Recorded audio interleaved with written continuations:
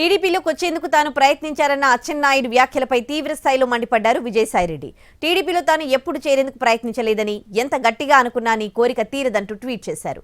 భ్రమంలో బతకొద్దని, అడ్డం నిలువకు తేడా తెలియకపోవడం వల్లే ఈ సమస్య అంతా అంటూ ఘాటుగా స్పందించారు.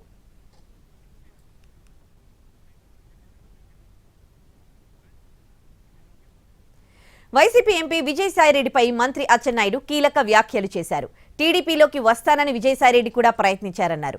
100 రోజుల్లో 90 రోజులు ట్రై చేశారని, ఎంతో పెద్ద స్థాయిలో ప్రయత్నం చేసిన ఎత్తులు పారలేదన్నారు ఆయన.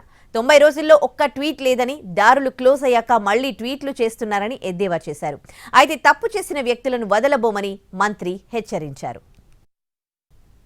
మళ్ళీ తెలుగుదేశం పార్టీలో ఇది తెలియదు, ఇప్పుడు 100 రోజులైంది. 95 రోజులు కూడా అందరు కాలు పట్టుకున్నారు, నేను తెలుగుదేశంలోకి వచ్చేస్తాను, నన్ను రక్షించండి అని ఎంత పెద్ద స్థాయిలో ప్రయత్నం చేశాడో తెలుసు. అలాంటి వ్యక్తి నీకు ఒక దండం, నీ రాకకు ఒక దండం అని మీరు తలుపులు క్లోజ్ చేసుకోవాలి. ఇప్పుడు పిచ్చి మాటలు మాట్లాడుతుంది.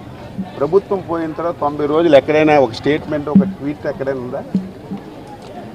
విజయసాయిరెడ్డి ట్వీట్ ఒక్కటైనా 90 రోజులు చూసారా? ఎందుకు ట్వీట్ చేయలేదు?